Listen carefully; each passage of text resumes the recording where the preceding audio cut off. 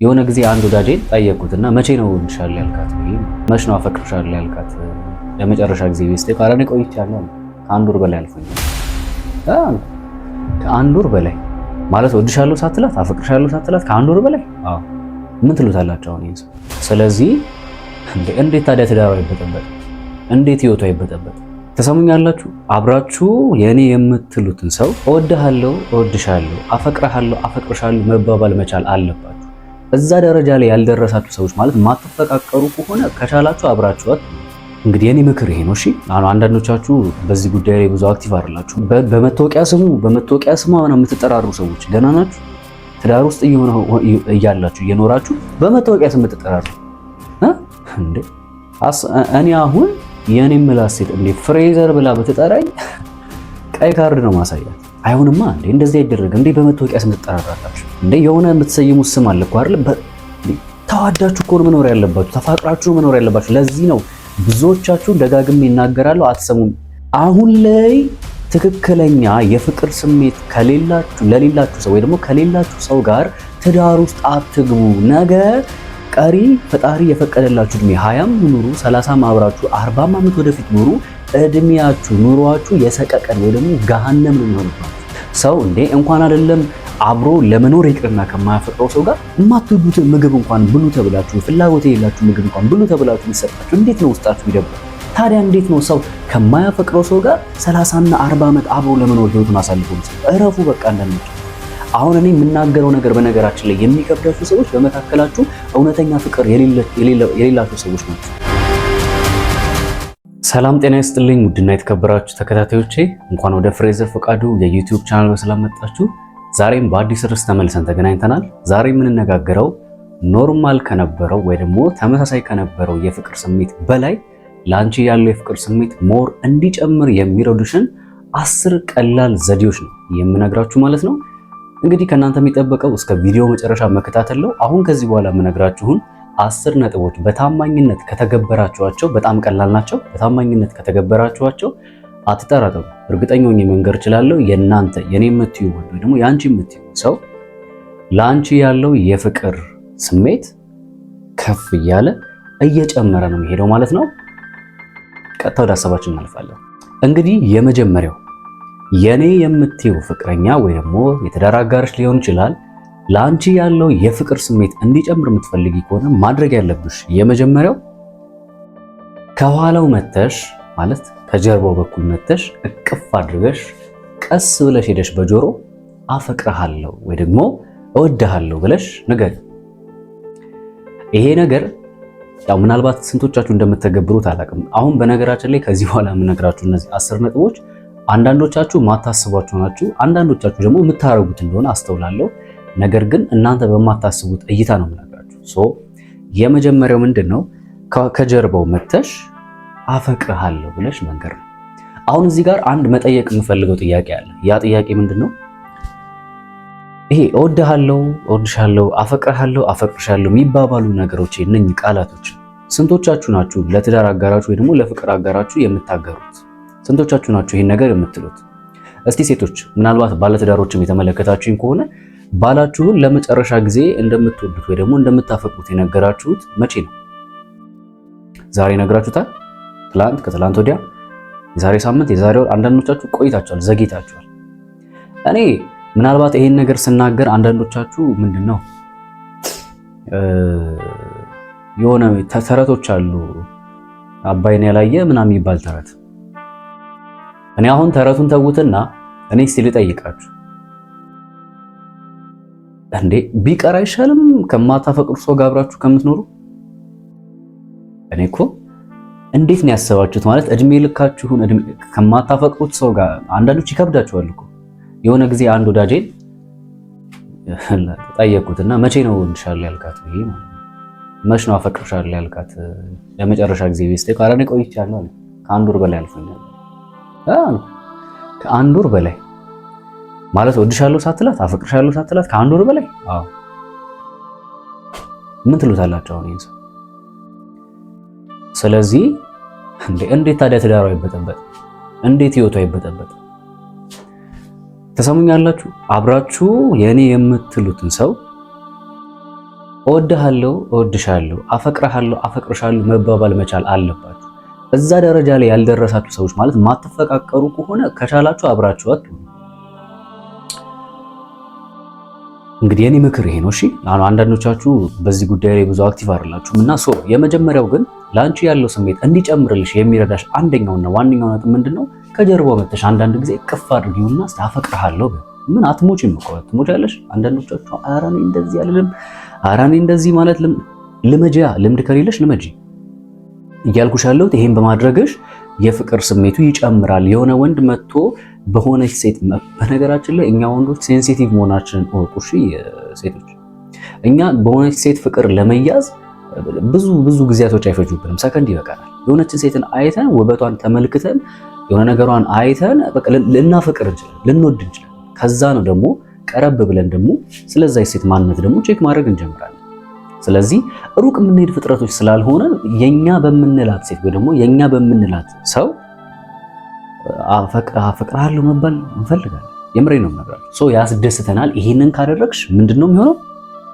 ሞር ላንቺ ያለው ፍቅር ይጨምራል ማለት ነው። ላንቺ ያለው ፍቅር ጨመረ ማለት ደግሞ ህይወትሽ በደስታ የተሞላ ይሆናል። አሁን ይሄንን ማድረግበት ፐርፐዙ ምንድነው የምትሉ ሰዎች ካላችሁ ህይወትሽ ከኖርማል ህይወት ይወጣና የጣፈጠ አይነት ህይወት፣ መተሳሰብ የሞላበት በቃ እኔ ልሙትልሽ አይነት ህይወት የሚሆንበት ነው የሆነው ማለት ነው። ስለዚህ የመጀመሪያው ይሄንን አድርጉ። ወደ ሁለተኛው እናልፋለን። እንግዲህ በሁለተኛ ደረጃ ምናልባት አንዳንዶቻችሁ ላታስተውሉት ትችላላችሁ። የኔ የምትዩን ወንድ የፍቅር ስሜቱን የሚጨምርልሽ አንዳንድ ጊዜ የግል ጊዜ እንዲያሳልፍ ፍቀጂለት። ማለት አንዳንዴ እንትን በይ ውስጥ የኔ ፍቅር ወጣ በልና ሻይ ቡና በል እስቲ፣ ከጓደኞች ጋር ጊዜ ያሳልፍ፣ የሆነ ነገር ነፋሻማ ቦታ ሄድ፣ የሆነ ቁጭ በልና አስብ እስቲ፣ ወይ የሆነ ነገር በቃላ ወክ አድርግ ምናምን በዩ።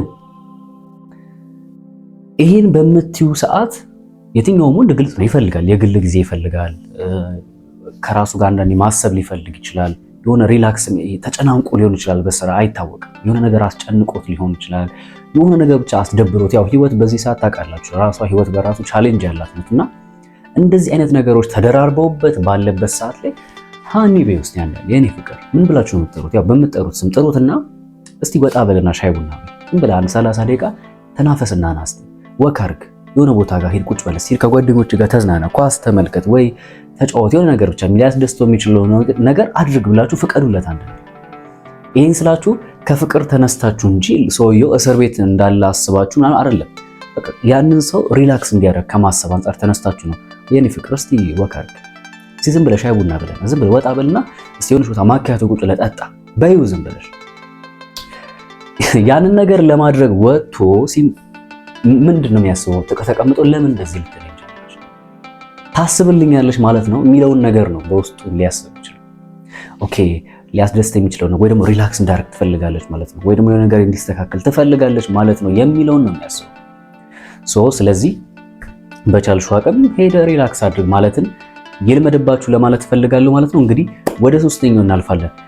ኦኬ በሶስተኛ ደረጃ ላይ የምነግራችሁ የኔ የምትዩ ሰው ስሜት የሚጨምርልሽ በጣም ያልተለመደ ነገር ነው። ብዙ ሰው ጋር የሌለ ግን ጥቂት ሰዎች ጋር ብቻ የሚገኝ ነጥብ ነው።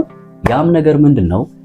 በቻል የምትችይ ከሆነ ማለት የማይከብድሽ ከሆነ ቤትሽ ውስጥ የሆነ የፍቅር መግለጫ ቦርድ ወይ ደግሞ የሆነች ይቅርታ የሆነች እንትን ነገር አዘጋጁ። የምትችሉ ከሆነ ኤፎር ወረቀት ነገር ሊሆን ይችላል፣ የሆነ ፍሪጃችሁ ላይ ሊሆን ይችላል፣ ወይ አብራችሁ ሞር ፊት ለፊት ሊታይ የሚችል የሆነ ቁም ሳጥን ላይ ሊሆን ይችላል፣ ወይ ደግሞ ግድግዳም ላይ ሊሆን ይችላል። የሆነች ስፍራ ላይ የሆነች ቦርድ ነገር አዘጋጁ። ወይ ቦርድ ወይ ወረቀት ነገር ግዴታ አይደለም። እሱም ካልተዘጋጀንም ራስሽ የሆነ ቀን ለምን መሰላችሁ ይናዘጋጁላችሁ። አንዳንዴ እሱ ተኝቶ ባለበት ሰዓት ላይ ቀድመሽ የምትነሽ ከሆነና እሱ ካንቺ በኋላ የሚነሳ ከሆነ ሲነሳ ፊት ለፊት የሚያየው ስፍራ ላይ በቃ የሆነ ለምን እንደምትወጂ ውስጥ ይጻፍለት። እኔ እኮ አንተን የምወድህ ለዚህ እኮ የማፈቅርህ እኮ ለዚህ ነው። እንዴት እኮ እንደምወድህ የኔ ባል እንዴት አደርክልኝ። በቃ ይሄ የፍቅር ቃላቶች አሉ። አንዳንድ ነገር እስቲ ጻፊለታል። አንዳንዶቻችሁ ጋር አልተለመደም አይደል ይሄ ነገር አሁን እንጂ በጣም ቀላል ነው። ግን ብታደርጉት ግን ምንድነው የፍቅር ህይወታችሁን የሚያጣፍጥላችሁ ነገር። ልክ ተነስቶ የሆነ ቦታ ላይ ሲያየው አሁን አስበሽዋል። አንቺ አሁን እሱ አድርጎልሽ ቢሆን ልክ የሆነ ቦታ ስትነሺ ወይ ደግሞ የሆነ ስትንቀሳቀሺ ወይ ፍሪጅ ላይ ወይ ኪችን ውስጥ ስትገቢ የሆነ ነገር ልትሰሪ ስትገቢ የኔ ፍቅር እጅግ በጣም ነው የምወድሽ፣ እጅግ በጣም ነው የማፈቅርሽ፣ ስራ ቦታ ሆኜ እንኳን በቃ ትናፍቂኛለሽ አይነት ነገር ጽፎልሽ ቢሄድ እና አንቺ ተነስተሽ ያን ነገር ብታዩ ምን ይሰማሻል ነው ጥያቄው። እንዴት ነው?